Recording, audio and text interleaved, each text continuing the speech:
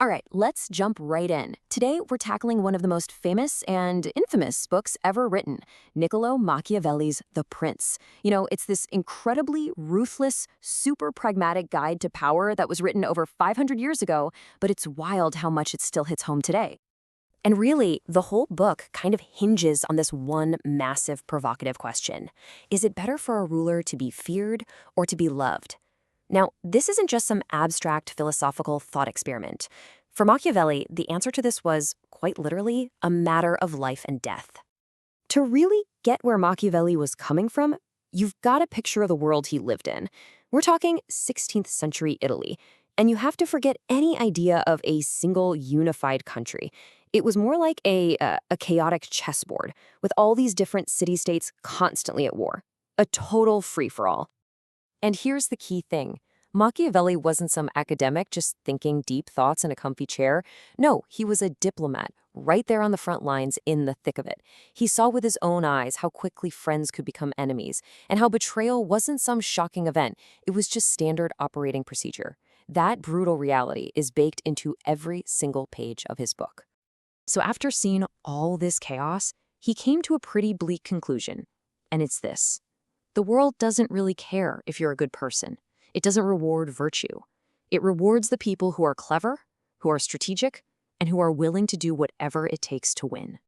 And so he wrote the playbook. And The Prince isn't some fairy tale about how the world should work. It's a cold, hard guide for how it actually works. He basically said, forget your personal morals. The only thing that matters is the survival of the state. I mean, wow, talk about a radical idea for its time. And this is where things get really uncomfortable, right? Because it sets up this huge clash. On one hand, you've got all the things we're taught are good, being honest, merciful, compassionate. But Machiavelli comes along and says, yeah, that's nice, but that stuff will get you killed. He argued that sometimes a ruler has to be ruthless or deceptive to protect their people and their power.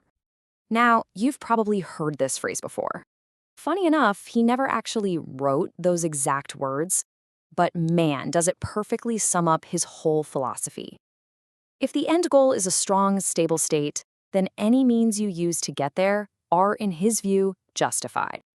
He also gets into the nitty-gritty of how power works. If you just inherit a kingdom, that's one thing. That's kind of power on easy mode. But actually seizing power, creating something new from scratch, whoa, that is a whole different ballgame. You have to be on your toes 24/7, using every trick in the book to hold on to what you've got. So, okay, if you're a ruler, how do you actually win this game? According to Machiavelli, it all comes down to mastering two huge forces that shape everything. One is fortune, and the other is something he calls virtue. Getting this balance right is absolutely crucial. First, let's talk about fortune. Think of this as everything that's completely out of your hands, sheer dumb luck, good or bad, the unpredictable chaos of the world. He saw it like a wild, raging river that can just wash all your best plans away in an instant. But, and this is a big but, you aren't just a helpless victim of this river.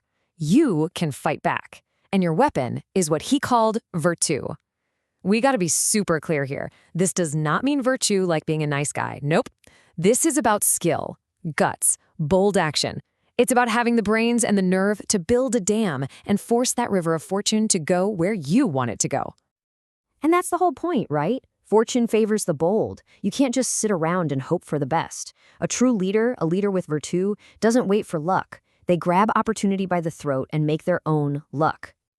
Which brings us right back to where we started, that big question.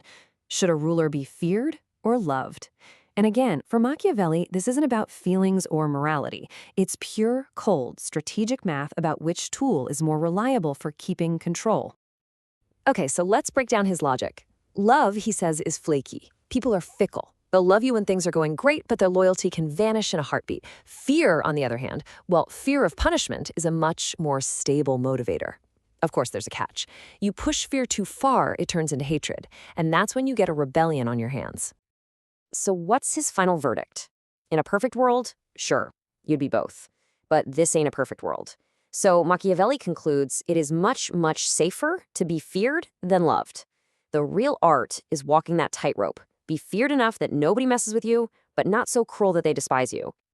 As you can probably guess, this book was explosive when it came out. It shocked people.